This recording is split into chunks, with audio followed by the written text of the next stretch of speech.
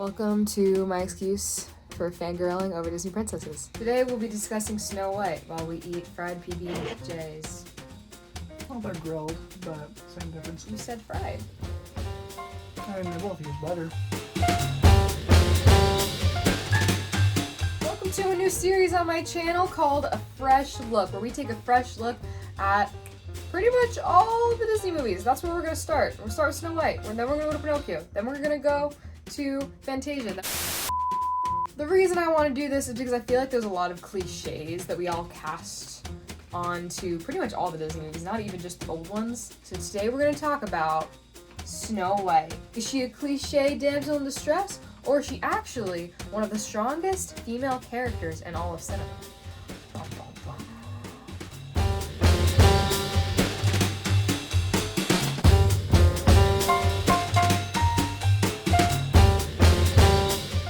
The first, not just Disney princess, but first Walt Disney animated movie. Also first full-length animated feature film of all time. Historically, super important. It's obviously a landmark in the history of cinema because it's brand new. Like, it was a new mode of telling a story, and people probably expected it to be childish going in. I haven't done the research, you have. Yes, I have. They were not expecting a compelling, emotionally moving story in this medium. People cried watching this movie for the first time, and I got emotional.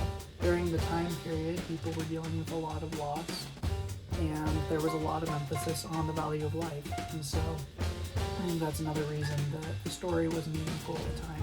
Very proud of my husband, because all the facts that just came out of his mouth came from my brain. I have been brainwashing him for the entire year we've been married.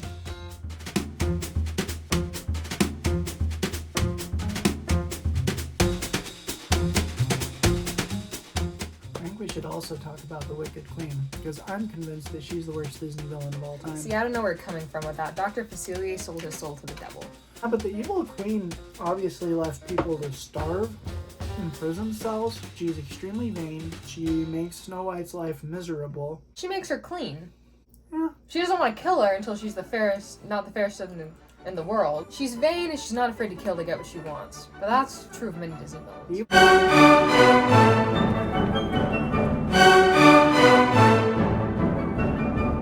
The evil queen is completely focused on herself in everything she does. Life is all about her. She's extremely vain. If you want to talk about the essence of what it means to be evil, a character that's completely focused on themselves and can't think about others, I think that's evil. And you are right. I'm taking myself too seriously. That's what we're here for! Also, to talk with our mouths full of food. Yeah.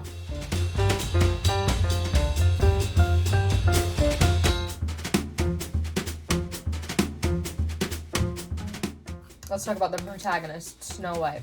What do you usually think of?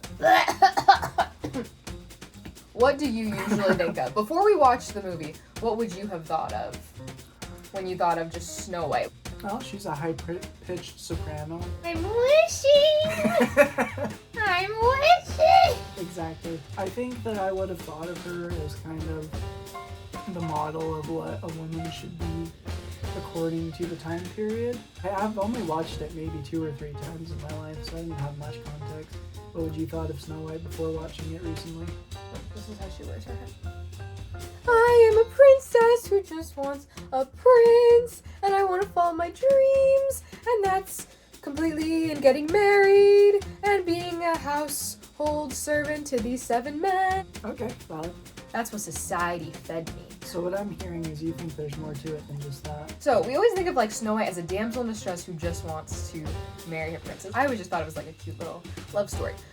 But it's not even a love story. How much is the prince even in this stupid thing? Like 2 minutes. He sings, he comes in at the end, but he never even talks, right? He's more of a plot device than a character, really. Yeah, I think to call Snow White hopeless or dependent on the prince would be completely inaccurate. When she goes through the forest, it's scary. Mm-hmm. And she has to adapt to this new situation and environment. Wouldn't any of us have a hard time being told that our stepmother was going to kill us and that we had to run away from everything we knew and loved? I think she handles it, all things considered, pretty well. Comment down below if you think Quin's wrong and that if your evil stepmother wanted to kill you, you would just fight back. Comment below if you think that I'm right. Just imagine if Snow White was the most progressive movie of the entire 20th century. Well, instead of running away, the movie was like, Snow White was like, I'm gonna put on my boxing gloves. I don't know what Disney has planned for the new one. But feel a I'm bit more... sure it's going to be rather different. Okay, we've talked about the character Snow White. Strong, she's resilient. She keeps going throughout the story, even though she has lost her father. Her stepmother wants to kill her. I'm assuming if she has a stepmother, her mother is gone. That's a lot. She has to hide for her life. She gets scared, but she finds help from others, which it's okay to get help from others. I think that's a good message for you, too. I love you! And for me, I mean, men are historically not willing to ask for help. That's kind of the thing that I'm getting at. Yes, because I watched Snow White, I danced around the house and I dressed up in princess clothing and I pretended to talk to animals, and Snow White was definitely part of the reason. I would also say finding joy in doing the mundane things of the world. Listen, when you're 5, you're not thinking that much about it. But I would sing while I would sweep, or I do like little chores around the house. That influence of a smile and a song. Cartoons influence us, guys.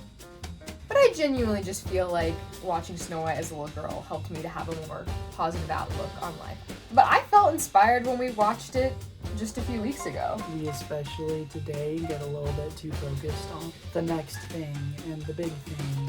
Snow White is really focused on the day-to-day, and we could use that message.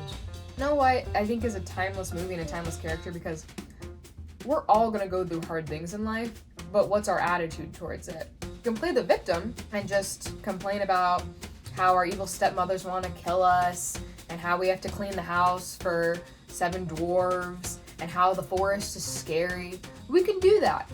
Or we can pick ourselves up and with a smile and a song, we could sweep up, metaphorically and literally, because our floors are disgusting, and trust that someday our prince will come and our dreams will come true. Not to be overly dramatic, but it sounds like the message behind Snow White is about life, getting through life in the best possible way, and being resilient like you were talking about.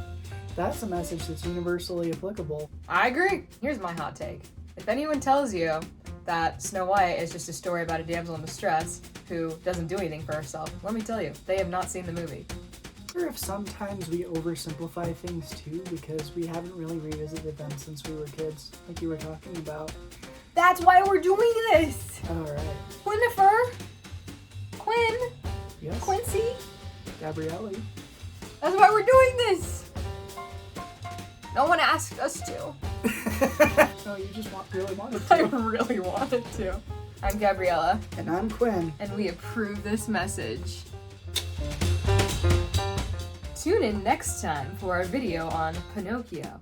Ba-da-ba-ba-ba. Oh, I'm gonna get sued. You're too much. I'm Quinn. No, you're Quinn. Hold on. Back it up. Do you want to do it with me? Is what I was gonna say. Yes.